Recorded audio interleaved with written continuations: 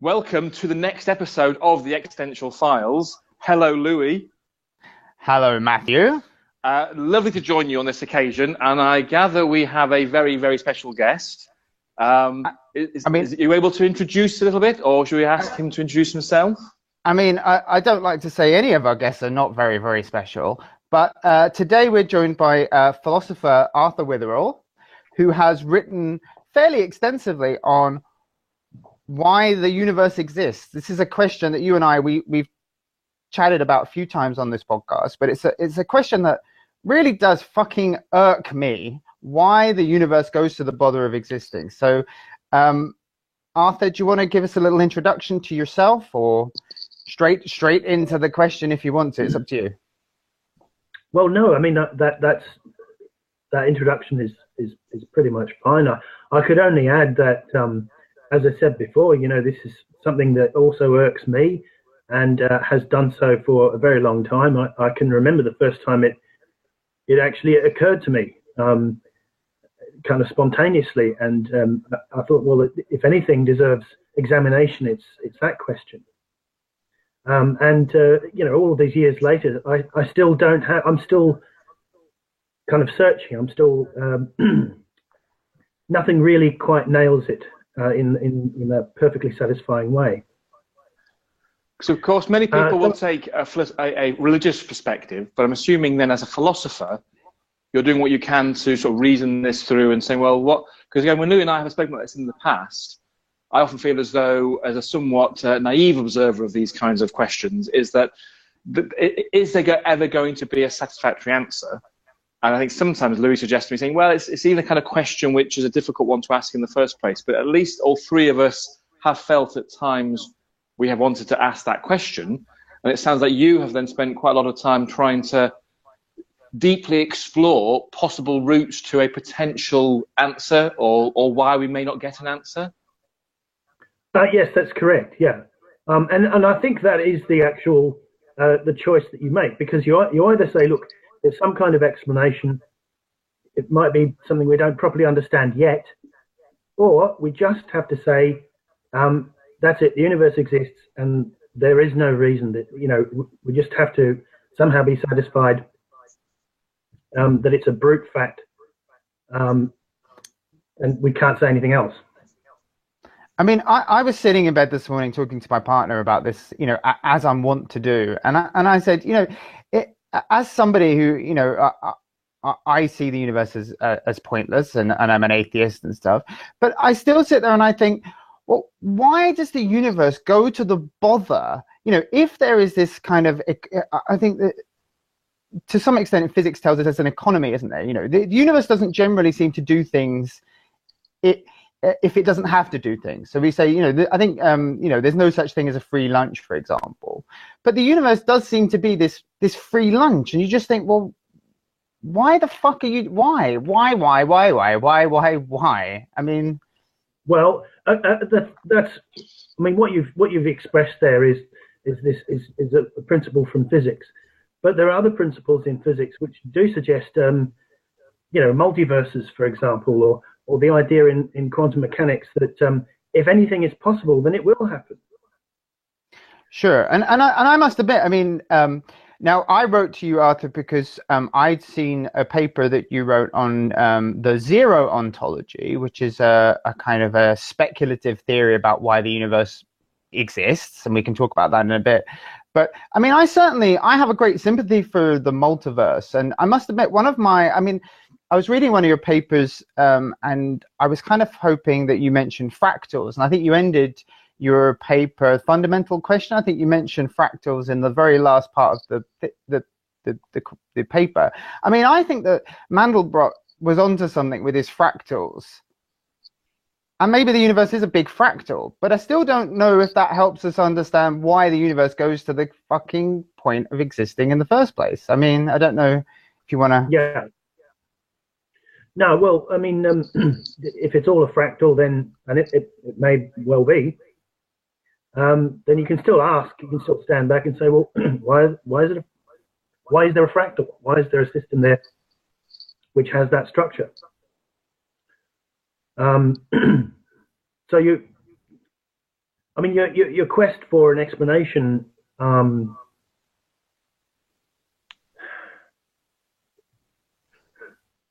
You're stuffed with it, basically. That's what we say. It reminds me of Basil Fawlty, which is, back in the Fawlty Towers, would say, well, why does it exist? Well, beats me, we're stuck with it, I suppose. Because that's going to also the question that Louis and I will ask in this context. It's one of those questions related to, well, we're all faced with this idea of being alive in this universe and make decisions daily how we live our lives. That's what it comes back to. And that's the kind of questions I'm interested in exploring. And one way into it is to find out, well, is there an underlying point to any of this? Obviously, Louis has nailed his colours to the mast quite clearly by saying, well, everything is pointless.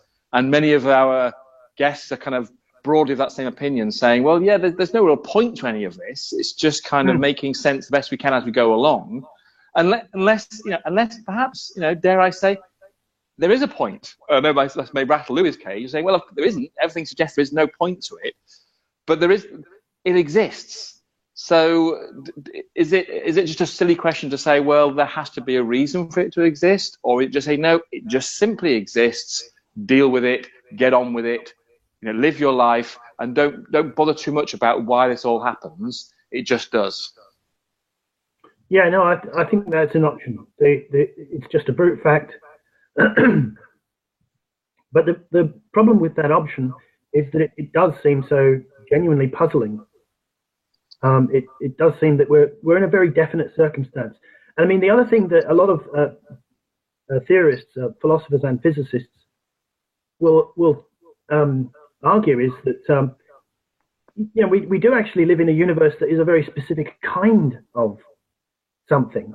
It does have intelligent creatures, living beings like us, who can ask questions like this. So it's not just, the point of view of just logical possibility.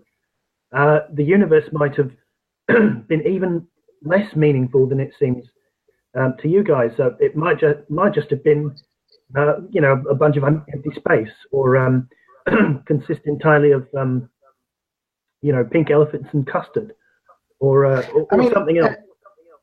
I was going to say, Arthur, the thing is that, and so what we're talking about is the anthropic principle, isn't it? The idea that, and I very much subscribe to the anthropic principle, because I think you can't find yourself in a universe that doesn't support life. So there must be some kind of visibility bias there, in terms of where you find yourself must be amenable. it seems like a fatuous statement in a way. I think sometimes I like, go carry on, sorry.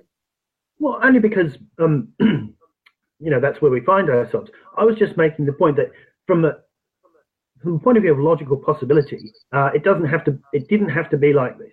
The universe could have been something, flat and stupid. Sure. And I often like to flip this question and say, if I would not be an atheist if the universe looked very different. And I think this is one of the flaws with the theological argument, for example, is that God, why if God is this omnipotent creature, all intelligent, and this does not look like a universe that. God could have made it. I think you said pink custard and elephants. Why? 13 billion years ago to spend that long, making humans that way. He could have just made humans and not have to deal with any of that. And in which case I wouldn't be an atheist.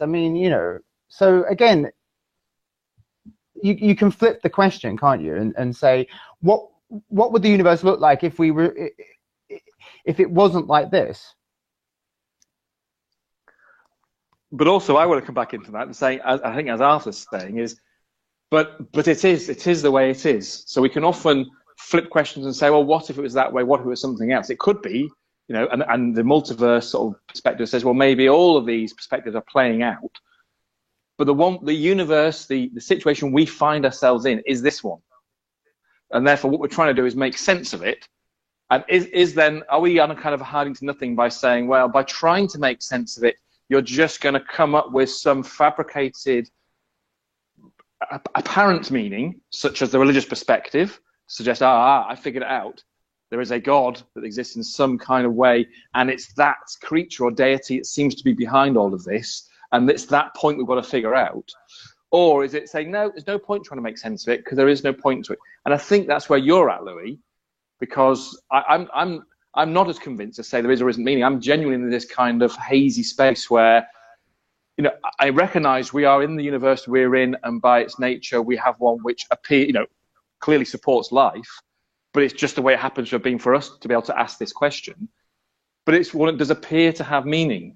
Yet what we're kind of really coming to this conclusion, not coming to the conclusion, but we're exploring in most depth is, given that there is no meaning, any meaning that we see there is something we bring to it ourselves, are we really kind of wasting time asking the question, why? So you asked before, why did the universe exist? It's a question that's just simply not worth asking. Well, I think you can distinguish different kinds of answers, different ways of approaching the question. So, and I think just only one of them is to say, look, it doesn't have an answer. That's the end of it. Some have thought that it's logically necessary, that there has to be something, and that's not necessarily because there has to be a God, but it might be because there has to be mathematics, so there has to be, it's just built into the structure of logic somehow. And then there's a third option which says, well, no, it's logically possible that nothing could exist, but there's some kind of other metaphysical necessity which explains why there is something. And again, that doesn't have to be God. Some philosophers, have said, well, it might just be value, goodness. That there's a need for a good world, and that somehow creates it. And I mean that sounds extraordinary, but again, it's an extraordinary question, and that's why. So you add that phrase, metaphysical necessity, and you kind of then helped by saying, well, it doesn't necessarily mean a God, but it sounds of that nature. So what other?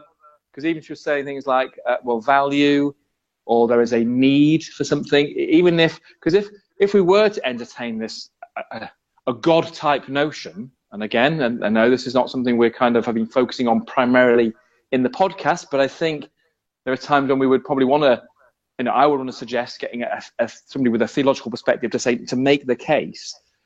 But we often talk about God as being something of a humanoid in some respect, or acting in a way like a human would act if they happen to be a god. And actually maybe that thing is something like what you're describing, a metaphysical necessity, which is a much more abstract, broader concept, like you were mentioning, something of value. And again, to me, that just blows my mind, thinking, what do we mean? What else could it mean? What? Right. Well, in the context of this discussion, I don't think religion has to come into it very much. But the difference between somebody who says that God explains why the universe exists, and and someone who says it's a metaphysical necessity, is that when you believe in God, you believe that He intended, there was a specific intention and a specific act of creation.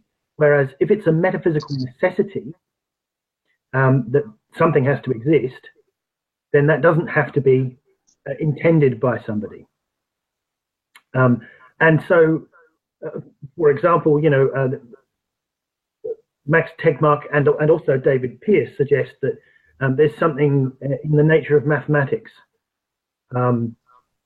that necessitates the existence of a world.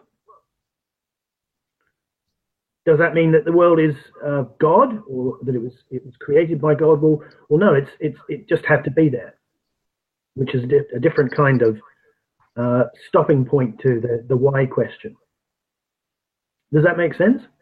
It does to me a little bit. And I'm thinking again in terms of, and you mentioned people like Max Tegmark and David Pearce and so on, and therefore we're in that process where I guess, if we're talking about things like a Big Bang, at least, then it's something that's brought that about. And often again, when I've asked at least Louis and other guests and so on about, okay, well, if the research and the theories suggest from a physics perspective that there was something that we're describing as a Big Bang, I often ask the question, well, so what came before that? And sometimes, and if that's the point at which time is created, then of course people say to me, well, that's not a question you can really ask.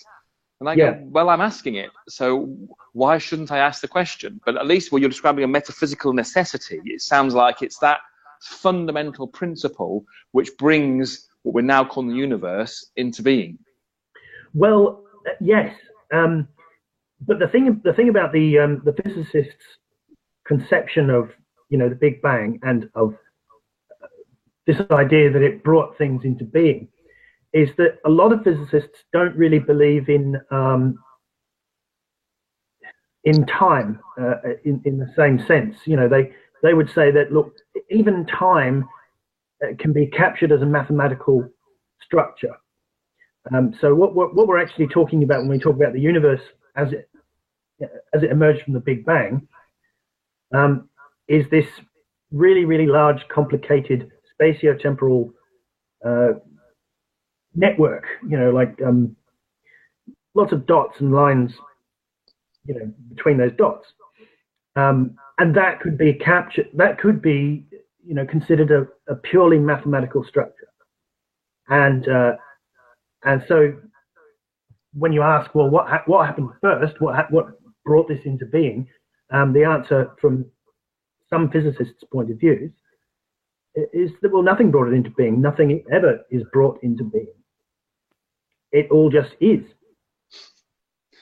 And I, as a tiny-minded little individual here, I go, but that doesn't sit well with me. It's just like me as a parent saying to a child, saying, well, you keep asking, it just is because I say so. And it's like, well, at that point, I've given up. I'm not trying to explain it anymore. It just is. And at least, that's why I can see, whilst I'm not religious, and in the past, Louis and I have talked about, he very clearly says he's an atheist. I when pressed, say, well, I'm probably more agnostic. I'm not quite sure what would persuade me either way, and maybe it's even something that's even knowable. But I can see the draw to something that suggests, if not something like a God, because that always comes with problems, but I like your phrase, a metaphysical necessity, that it suggests there's something behind it. Even if it's not a God, if there's still something that it tries to give some explanation behind why it goes through of existing, as opposed to just saying, well, it just is. I don't like that answer. Yeah. And I mean, because I'm sitting here, hitting my head a little bit, because I mean, it really is an irksome question, and I think whatever perspective you come at it from, I don't think that any of the answers are very satisfactory. I mean, the idea of there being something before everything else, I think still then you ask the question, well, where did those things come from? I mean, and surely things have to come from somewhere. God has to come from somewhere. This purpose or this value or whatever, they have to come from somewhere. How can these things exist independently of nothing? Okay, so what you've done is you said, right, that theory of time is wrong, and you're saying, look, everything has to come from something. But if the something from which everything comes also exists, then you haven't explained why anything at all exists, because you've still got this other thing that's causing everything to exist, and it has to come from somewhere. So you quickly go on to this infinite regress of explanations, and you get nowhere. So if you go with what you just said, that everything has to come from somewhere, you are led inevitably to, I mean, you included God as well, so even God has to come from somewhere. Then you inevitably led to the conclusion that there is no explanation. You can't, there's no way of formulating an explanation that doesn't just go on to infinity. Which in some way, I mean, in some ways, now when I contacted you, Arthur, I was writing to you about the zero ontology. I mean, do you want to talk about that a little bit? Because I mean, I certainly I agree with it, because I mean I flit between, you know, generally speaking, I say, well, maybe why questions like that just aren't applicable to the universe. I mean, a human brain was, you know, evolved in a parochial situation on Earth, and maybe, you know, it's not. Maybe asking why questions of the universe just isn't appropriate, which I know Matthew doesn't really like that. And I must admit, you know, I sit here and say, well, why does the universe go to the bother of existing? I mean, it's not, I don't think it's an illegitimate question per se. But do you want to tell us? The human brain has evolved to become irked by this question, to have the capacity to be really pissed off by the fact that, you know, we're sitting in the middle of something we don't understand. And that's interesting as well. That evolution has produced creatures that do that is quite astonishing, I think.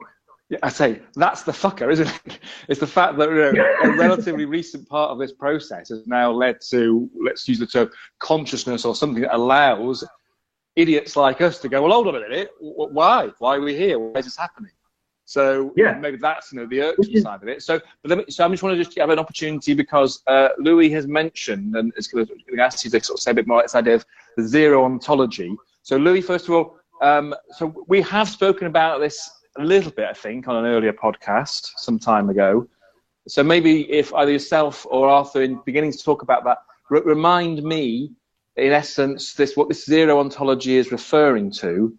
And to what extent can it help us with these kinds of irksome questions, if at all?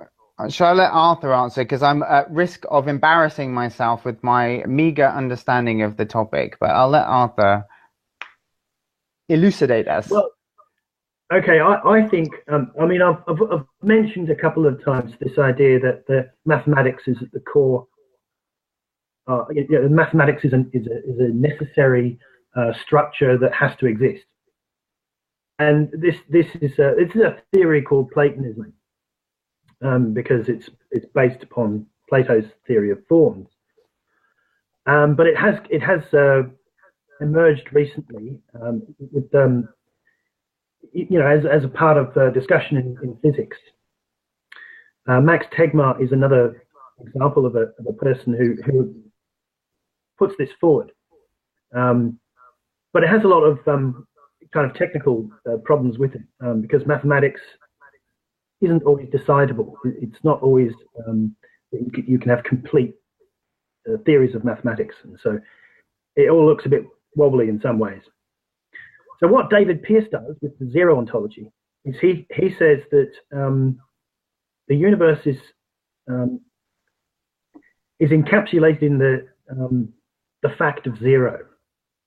And now the fact of zero is the fact that from the mathematical side, if you take all of the numbers and add them all up, they add up to zero.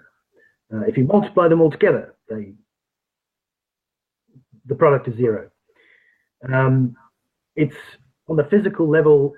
If you try and measure the whole mass, the total mass energy of the universe, that cancels out to zero, because there's the negative gravitational energy exactly cancels out the positive matter, which is really quite amazing. And then thirdly, he thinks that ultimately, deep down, our phenomenological experience, our qualia, that is the qualitative experience that we have of, is also part of this grand process of cancellation, so that, you know, everything, whether it be mind or matter or mathematics, all cancels out and equals zero.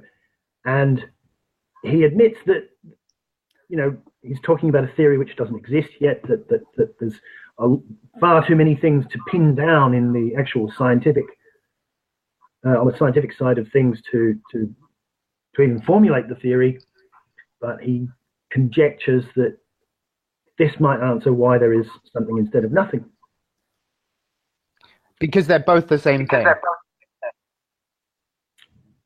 Is that right? Arthur. Yes, and that, well, yes, I think that's one line he runs, but I think there's also this idea that behind it there's the necessary existence of mathematical structures. I think that you can always come back to this zero ontology and say, well, okay, let's say that zero is the case, and there is nothing there, but it's actually something that it gets added up and cancelled out into nothing. Then you can ask the question, well, okay, so why is that? Why is it this huge self-cancellation procedure?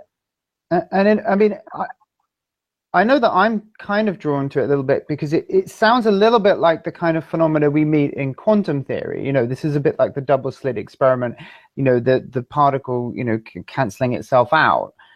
And again, I mean, we do the experiments and we see that it happens. So we're sure that it happens, but we have no idea why it happens.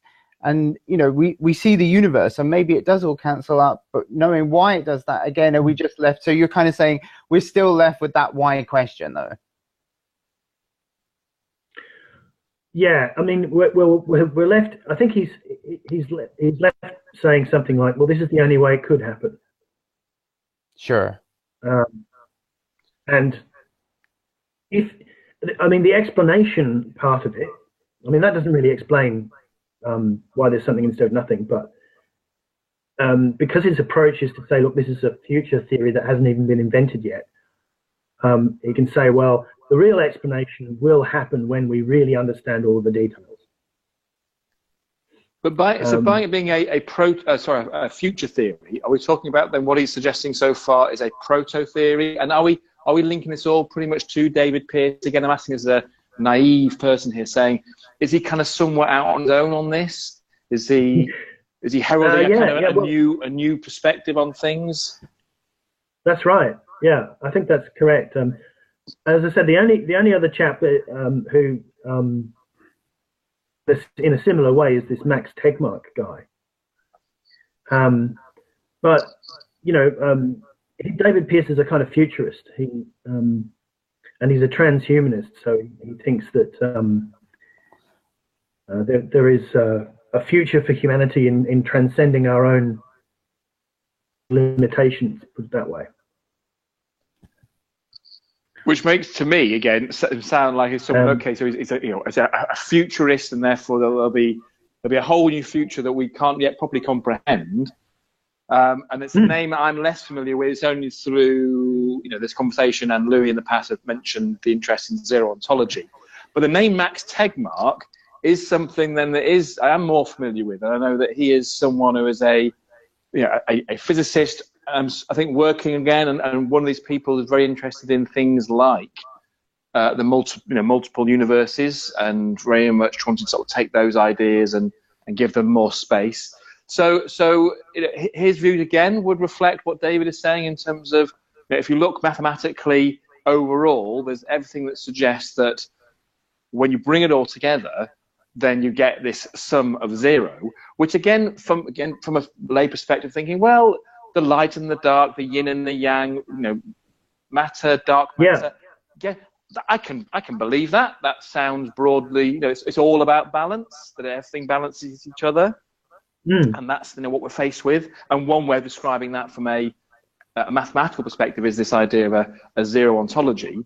But you're saying that it's still very much, even he himself is saying, it's not yet a theory. It's almost putting forward a proposition that maybe that's one way some of this theorizing could go. Yes, it's more like a conjecture. I mean,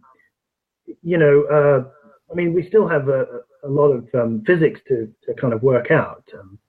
So there's still a lot of questions left to be answered. But I think what he's kind of suggesting that once we understand enough about the universe, about what the universe is, then we will also reach an understanding of why it's there. Ooh, that sounds promising. So the question is, So therefore, this could be a step then. So while before you were saying, well, whilst we can do all this, you're still left with the question of why. He's at least saying, well, but it's an important step in the right direction. If it gives us a handle on what it is, then of course that's a big step towards understanding perhaps why it is. Yes, but you'd have to be informed with this,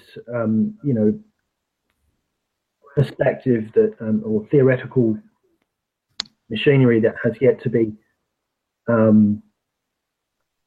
developed. We need one of those big computers called Deep Thought that will spend its time reflecting on the meaning of life, the universe, and everything. Is anybody building one of those at the moment? I don't think so. I was going to say, I think you're confusing Hitchhiker's Guide for the reality there, Matthew.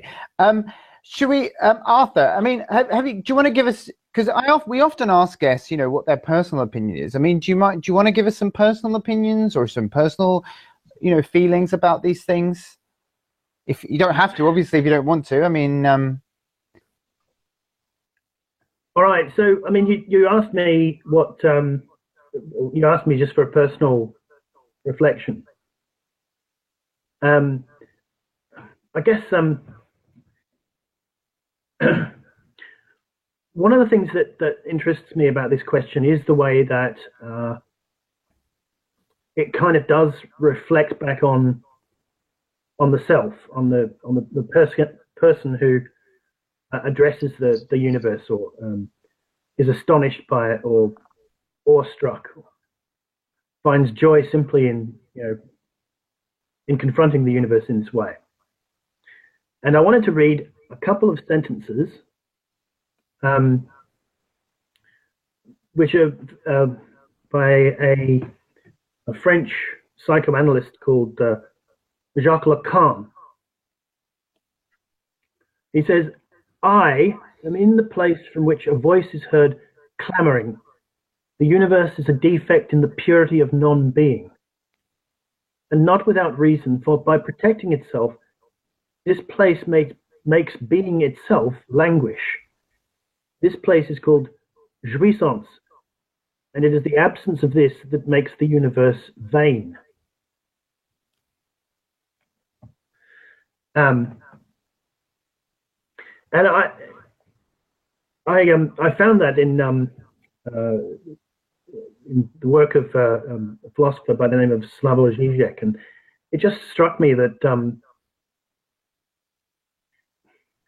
it surprised me that more than one person had that kind of experience. That So I need to ask the question there. Am I right? Did I hear a French word within it though? Is it jouissance? Jouissance, yes. So jouissance is this French idea of pleasure in pain. It's this one this one thing which without which life becomes vain. The universe becomes vain, and I mean, I guess that's kind of what we're seeking for. This idea that there's something there without which, well, everything just becomes nothing. It's like, we're kind of we're left pausing with that. We're like, that reminds me of everything cancels everything else out. Sounds a bit like a zero ontology. So I mean, well, I mean, I was going to say, so Arthur, so you would fundamentally, would you say you would disagree with Mr. Everything is Pointless in the corner here? Yeah, no, I don't think everything is pointless. I think that's going a bit far. I mean, I do occasionally hear that. So that's not. I don't expect everybody to agree with me by any means, and So then. So in which case, well, let me ask the question then. So if it's not pointless, allow me to be your voice piece, dare I? Whilst I again don't necessarily just subscribe to Louis' perspective, I can see it. I can see this idea. Well, unless you buy into there being some underlying reason for all this, then you could argue everything that follows is broadly pointless. So therefore the question back to you, Arthur, will be then, so if it's not pointless, what's the point?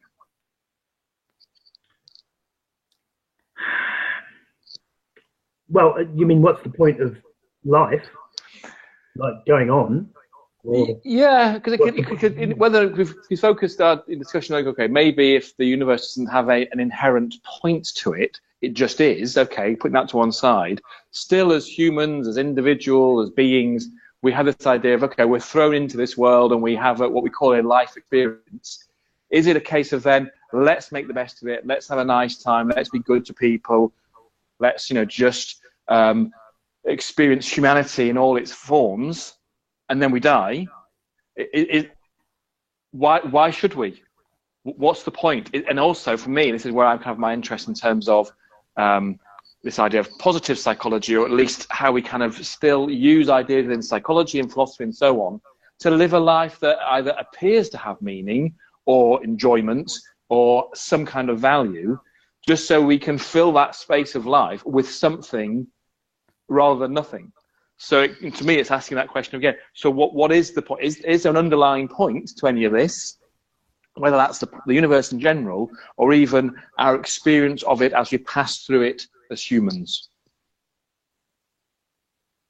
I think just appreciating that you're, that you're here, that you're in the middle of it, is the point. But that appreciation isn't just a flat recognition of fact. It's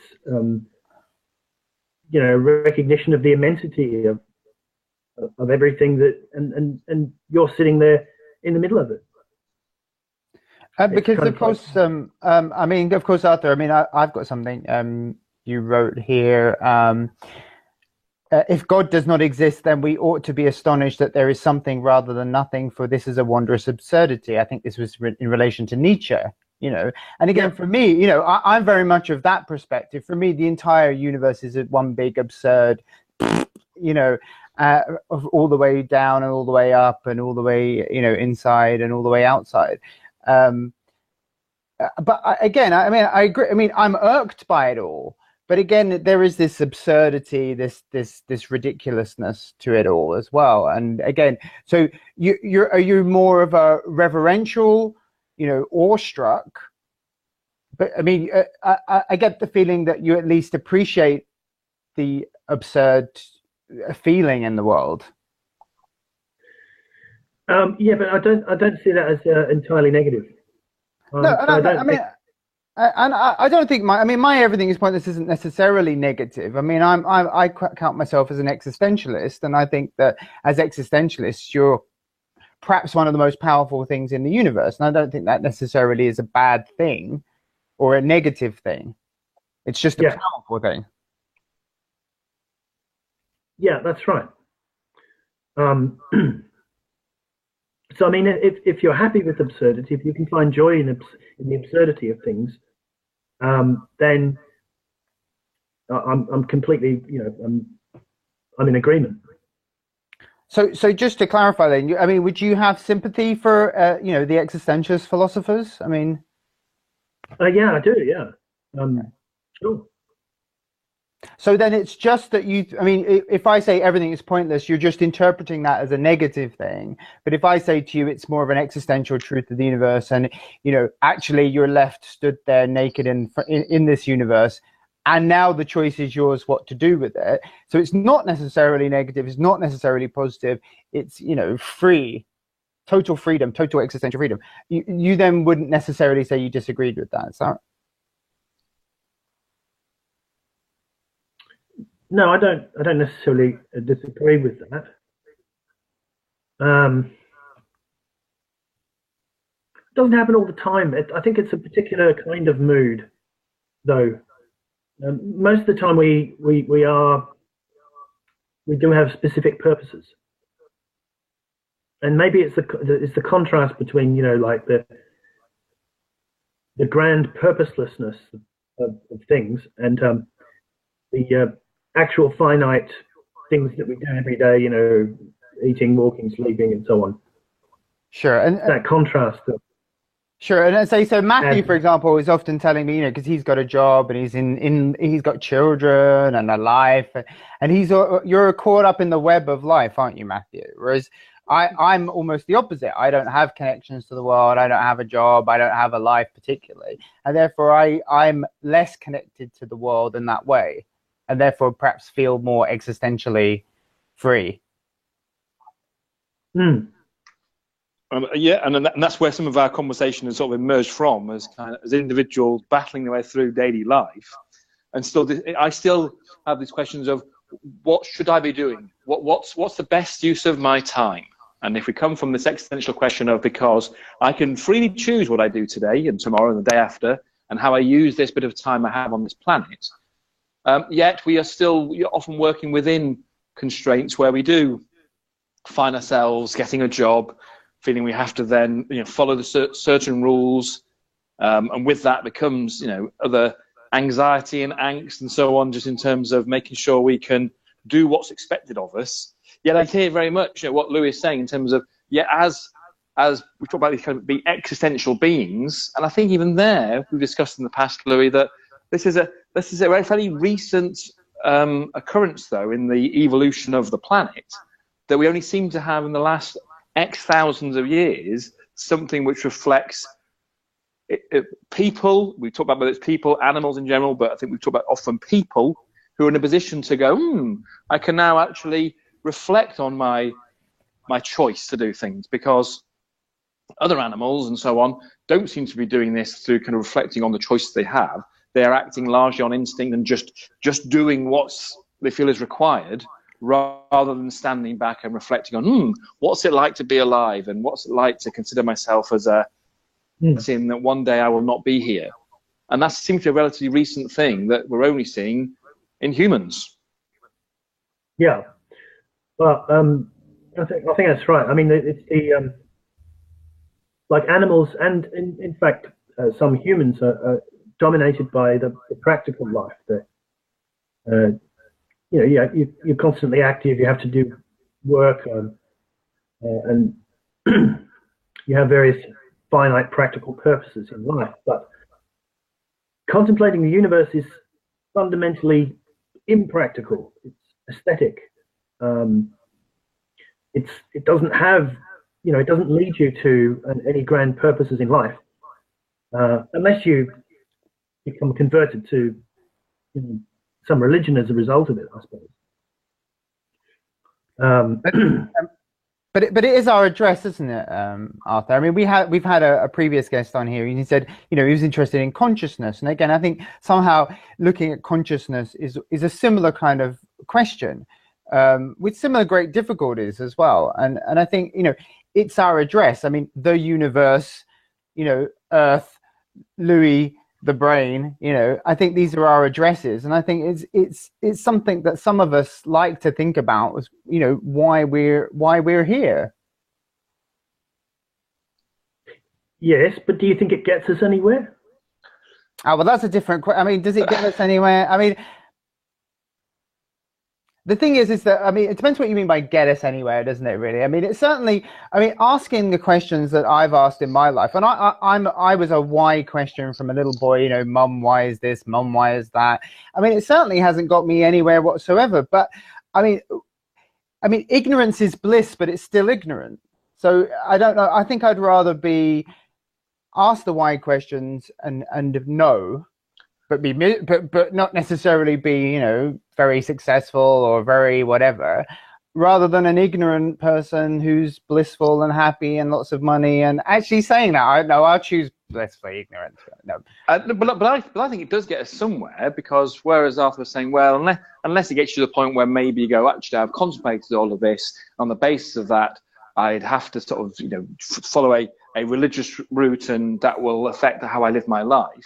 Well, even if it's a decision to do something other than that, by just saying, well, actually, if I remain an existentialist and saying, actually, I realize that then I have freedom to do things, that does actually then, you can then step out of these conversations, and how you then continue to go about your daily life is influenced by recognizing, what role you have in the wider spectrum. It might mean you don't get quite so anxious about things. It may be that you realize that actually in the grand scheme of things, it doesn't matter. Or, so therefore, it may mean that actually how you go about your life is influenced by the extent to which you stop, pause, and ponder on the nature of it all. And I think the fact that people don't do that very often means they often then go through life doing things which actually is not even very good for themselves, good for people around them. Even if it was talking about just simply people leading a healthy life and one of enjoyment and one that is for the greater good. So I do think there is value, and it does get us somewhere. It may not get us to a closer answer of, okay, I've got an answer here, I figured it all out. The thing is, by the quote you were saying before, Arthur, is that if at that point at which we did have it all sussed out, it would become vain. So therefore, the nature of it is the fact there's always going to be some element which we cannot bear to explain, and that's kind of what keeps us going. Yeah. Well, perhaps the purpose of life is to be liberated from ordinary, necessary practical purposes. But not just to be liberated from them so that you have lots of time to do whatever you want, but then to pursue that line of impracticality. And that can lead you into art, religion, philosophy, or just that state of being, the present, being in the present, living in the present, and finding that just being alive, just being, is the point. I mean, and if it isn't a point, non-existence is coming along sooner rather than later anyway. May as well express some of that existential freedom. May as well enjoy some of the I don't know why the word bratverse came into my head. I may as well enjoy the bratverse. There's nothing sexual, Matthew. No, nothing Freudian going on there. As I say, non-existence is coming. Whether you're a human being, whether you're a black hole, whether you're the universe. I mean, at the end of the day, I think non-existence will come sooner rather than later. May as well express some of that. Yeah. May as well live a bit. I completely agree. In the Middle Ages, they had this idea of memento mori, which is like contemplating your own death is really good for you because it makes you relish the present moment when you're not dead and you're alive. And I think that's the point. I think there's a great deal of value in that. And of course, I mean, we've said this with previous guests as well, that, in the Middle Ages, they were a lot closer to death. And I think the further that we get away from death, our families aren't, in boxes in our homes waiting to be buried. And I think the more removed we are from our own personal death, the less that we contemplate it. And I think it is useful to think about your own mortality. We do have a finite existence, It's enjoyable talking to you, Arthur. It's enjoyable talking to Matthew, talking about some of these really important things, and whether we achieve anything, whether anybody's interested, whether I know that I get something out of it, I think, and Matthew does too. And hopefully, we go about our lives. And I mean, what could we have been doing instead? Picking our noses and watching pornography. Well, currently, I'm missing out on the AFL football, but should we let you? We will draw this episode to a close then, and let you get back to your AFL.